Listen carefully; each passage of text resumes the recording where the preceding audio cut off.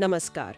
आज हम एक ऐसी किताब के बारे में बात करने वाले हैं जिसने कह सकते हैं कि दुनिया भर में लाखों लोगों की पैसे को लेकर सोच बदली है। हाँ, रॉबर्ट कियोसाकी की रिच डैड पुअर डैड। बिल्कुल। हमारे पास इस किताब के कुछ सारांश हैं, समीक्षाएं हैं और हमारा मकसद है कि इनमें से जो सबसे जरूरी वित्तीय सबक हैं या जो मानसिकता बदलने वाले नुक्ते हैं उनको निकालें। जी, ये किताब पर्सनल फाइनेंस की दुनिया में एक तरह की क्लासिक बन चुकी है। खासतौर पे उन लोगों के लिए बहुत काम की हो सकती है जो अभी अपनी फाइनेंशियल जर्नी शुरू कर रहे हैं या शायद अपनी सोच को थोड़ा चैलेंज करना चाहते हैं। और इसकी शुरुआत ही बहुत दिलचस्प है ना? पूरी किताब का जो ढांचा है वो दो अलग अलग पिता जैसे किरदारों के आसपास घूमता है। हाँ, एक तरफ है लेखक के अपने पिता जिन्हें वो पुअर डैड कहती हैं। मतलब वो उच्च शिक्षित थे, सरकारी नौकरी में थे, लेकिन हमेशा पैसों को लेकर थोड़ी जद्दोजहद में रहते थे। सही। और दूसरी तरफ है उनके दोस्त के पिता, रिच डैड, जिन्होंने शायद 8वीं तक ही पढ़ाई की थी। फॉर्मल एजुकेशन ज्यादा नहीं थी। हाँ। लेकिन उनमें बिजनेस की समझ जबरदस्त थी और वो बहुत अमीर बने। तो यही जो कॉन्ट्रास्ट है ना, यही किताब का बेस है। बिल्कुल। ये हमें सोचने पर मजबूर करता है कि पैसे, सुरक्षा, सफलता जो हमने सीखा है क्या वो वाकई सही है? हाँ, और इसमें एक चीज साफ करनी जरूरी है शुरू में ही। किताब का इरादा ये नहीं है कि पारंपरिक शिक्षा या मेहनत से नौकरी करना गलत है। नहीं, बिल्कुल नहीं। बल्कि ये उस चीज पर रोशनी डालती है जो अक्सर हमारे एजुकेशन सिस्टम में मिसिंग होती है, फाइनेंशियल लिटरेसी। सही कहा। पैसा कैसे काम करता है, उसे अपने लिए कैसे काम पर लगाया जाए। एग्जैक्टली, इसी फर्क से बात आगे बढ़ती है। पुअर डैड का रास्ता वो हम में से ज्यादातर लोग जानते हैं, पहचानते हैं। हाँ, अच्छी पढ़ाई करो, कोई सेफ सी नौकरी ढूंढो, मेहनत करो और उम्मीद करो कि सब ठीक रहेगा। मतलब एक तरह से सेट रास्ता है। हाँ, एक प्री डिफाइंड पाथ। जबकि रिच डैड का नजरिया बिल्कुल अलग था। उनका मानना था कि सिर्फ सैलरी पर डिपेंड करना वो एक तरह से फाइनेंशियल सिक्योरिटी का इल्यूजन दे सकता है, भ्रम दे सकता है। लेकिन सच्ची आजादी नहीं। असल में वेल्थ बनाने के लिए आपको ये समझना होगा कि पैसा कैसे काम करता है और सबसे जरूरी एसेट्स कैसे बनाए जाते हैं, संपत्ति। और यहीं पर किताब का वो सबसे बुनियादी और शायद सबसे पावरफुल सिद्धांत आता है ना? हाँ, बिल्कुल। संपत्ति यानी एसेट्स और देनदारियां यानी लायबिलिटीज, इनके बीच का फर्क। हाँ, रिच डैड का एक बहुत फेमस कोट है जिसका निचोड़ यही है कि अमीर लोग अपना ध्यान और पैसा एसेट्स बनाने में लगाते हैं। अच्छा। जबकि मध्यम वर्ग और गरीब लोग अक्सर लायबिलिटीज खरीदते रहते हैं और कभी-कभी तो उन्हें एसेट समझ लेते हैं। हाँ, ये सुनने में तो बड़ा आसान लगता है, लेकिन असल जिंदगी में से पहचानना शायद थोड़ा मुश्किल हो सकता है। किताब कैसे समझाती है इसे? संपत्ति मतलब क्या है इस कॉन्टेक्स्ट में? परिभाषा बहुत सिंपल रखी है उन्होंने। एसेट वो चीज है जो आपकी जेब में पैसा डाले। ओके। सोचिए, कोई किराए की प्रॉपर्टी है जिससे हर महीने रेंट आ रहा है, स्टॉक्स हैं जिनसे डिविडेंड मिल रहा है, या कोई साइड बिजनेस है जिससे प्रॉफिट हो रहा है। ये सब आपकी इनकम बढ़ा रहा है। ठीक है। और लायबिलिटी? लायबिलिटी वो है जो आपकी जेब से पैसा निकाले। अच्छा। जैसे एक बड़ी महंगी गाड़ी ले ली, हाँ। उसकी किश्तें, बीमा, पेट्रोल का खर्चा वो आपकी इनकम का हिस्सा खा जाता है। या क्रेडिट कार्ड का कर्ज जिस पर आप ब्याज भर रहे हैं। यहाँ तक कि आपका अपना घर। हाँ, घर तो सबसे बड़ा एसेट मानते हैं लोग। बिल्कुल। लेकिन रिच डैड के नजरिए से वो भी एक लायबिलिटी हो सकता है अगर उसकी ईएमआई, टैक्स, मेंटेनेंस का खर्चा आपकी जेब से पैसा निकाल रहा है और कोई इनकम नहीं दे रहा है। अच्छा, तो ये पारंपरिक सोच से काफी अलग है। ज्यादातर लोग तो घर को ही अपनी सबसे बड़ी उपलब्धि और संपत्ति मानते हैं। हाँ, ये नजरिया पूरी तस्वीर बदल देता है। पॉइंट ये नहीं कि घर ना खरीदें, पॉइंट ये है कि समझें कि वो फाइनेंशियली क्या रोल प्ले कर रहा है। उसे गलती से एसेट ना समझे जब तक कि वो इनकम ना पैदा कर रहा हो। और इसी फर्क को समझने के लिए ही तो फाइनेंशियल एजुकेशन की जरूरत पड़ती है, जिसकी बात कियोसाकी बार-बार करते हैं। हाँ, कहते हैं कि स्कूल हमें डॉक्टर, वकील, इंजीनियर बनना सिखाते हैं, मतलब पैसा कमाना। बिल्कुल। लेकिन पैसा संभालना, उसे इन्वेस्ट करना, उसे ग्रो करना, ये सब शायद ही सिखाते हैं। सही। तो फिर सवाल उठता है कि ये ज्ञान आएगा कहाँ से? क्या किताब कुछ बताती है इसके बारे में? हाँ, किताब इस पर जोर देती है कि ये जिम्मेदारी हमें खुद लेनी होगी। अच्छा। ये शिक्षा आपको सड़क पर मिलेगी, रियल लाइफ एक्सपीरियंसेस से, किताबें पढ़कर, सेमिनार्स अटेंड करके या जो लोग सफल हैं उनसे सीखकर। मतलब प्रोएक्टिव होना पड़ेगा। हाँ, आपको खुद एक्टिव होके पैसे के बारे में सीखना होगा, जैसे आप कोई और स्किल सीखते हैं। ये कोई रॉकेट साइंस नहीं है, बस एक अलग तरह का ज्ञान है जिसे हासिल करना है। सही बात है।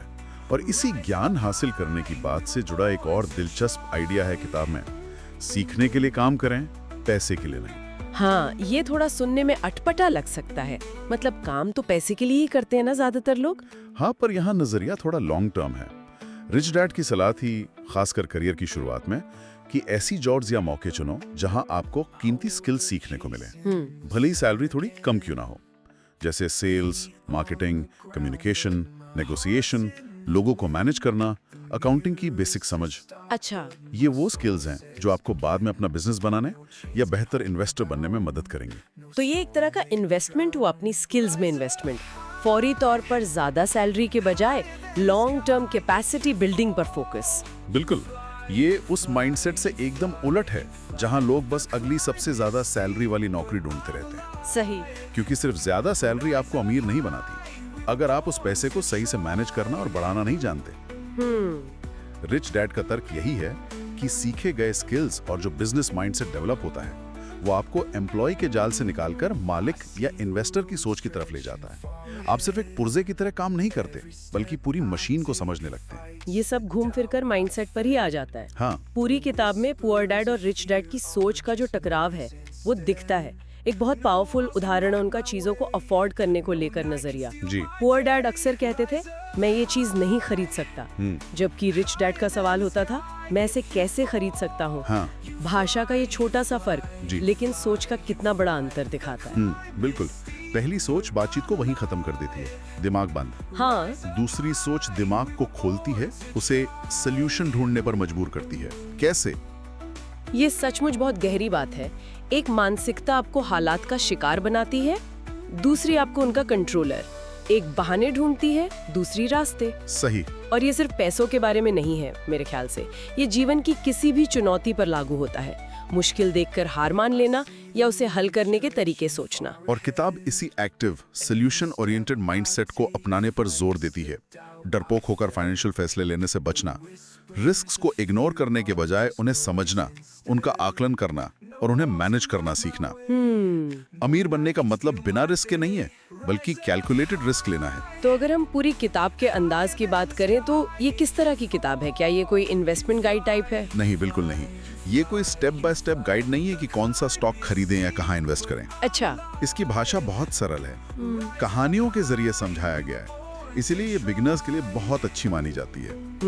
लेकिन इसका मुख्य काम टेक्निकल सलाह देना नहीं है, बल्कि पढ़ने वाले की जो फाइनेंशियल सोच है उसकी फाउंडेशन को हिलाना है। मतलब ये क्यों वाली किताब ज्यादा है, कैसे वाली कम? एग्जैक्टली। ये आपको सोचने पर मजबूर करती है कि आप पैसे के बारे में वैसा क्यों सोचते हैं जैसा आप सोचते हैं, और क्या वो सोच आपके लिए काम कर रही है। बिल्कुल सही। ये उन बिलीव्स पर सवाल उठाती है जिन्हें हम अक्सर बिना सोचे समझे मान लेते हैं, जैसे कि नौकरी की सुरक्षा ही सबसे जरूरी है। हाँ। या घर खरीदना हमेशा एक अच्छा इन्वेस्टमेंट होता है, या सिर्फ पैसे बचाना ही अमीर बनने का तरीका है। जबकि रिच डैड इन्वेस्ट करने पर ज्यादा जोर देते हैं। ये माइंडसेट बदलने वाली किताब है। इसका मकसद पढ़ने वाले को फाइनेंशियली ज्यादा जागरूक और एक्टिव बनाना है। चलिए, तो हमने जो मुख्य बातें समझी उन्हें एक बार समेट लेते हैं। हमने दो पिताओं के नजरिए का फर्क देखा, एक जो पारंपरिक सुरक्षा पर केंद्रित थे, दूसरे संपत्ति बनाने पर। जी।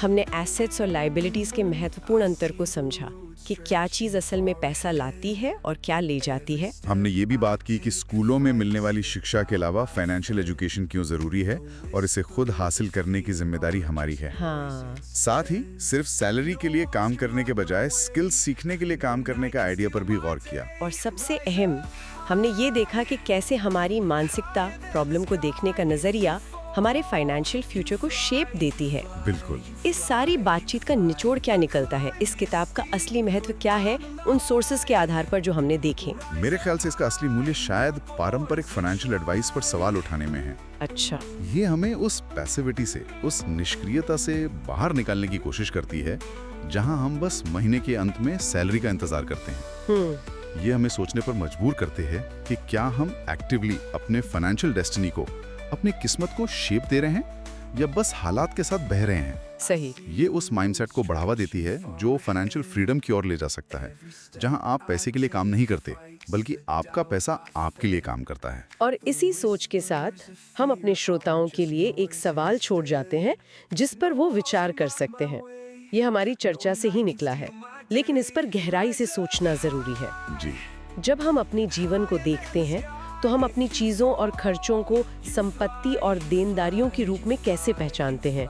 क्या हमारी रोजमर्रा की आदतें, हम कैसे कमाते हैं, कहाँ खर्च करते हैं, क्या सीखते हैं, किससे सलाह लेते हैं, हमें वाकई उस फाइनेंशियल आज़ादी की तरफ ले जा रही हैं जिसकी हम शायद इच्छा रखते हैं, या अनजाने में हमें उससे दूर धकेल रही हैं? ये एक बहुत ज़रूरी सेल्फ एनालिसिस है, अपनी फाइनेंशियल सिचुएशन का ईमानदारी से मूल्यांकन करना और ये तय करना कि हमारे आज के कदम हमारे कल के गोल्स के साथ अलाइंड हैं या नहीं। यहीं से शायद बदलाव की शुरुआत होती है।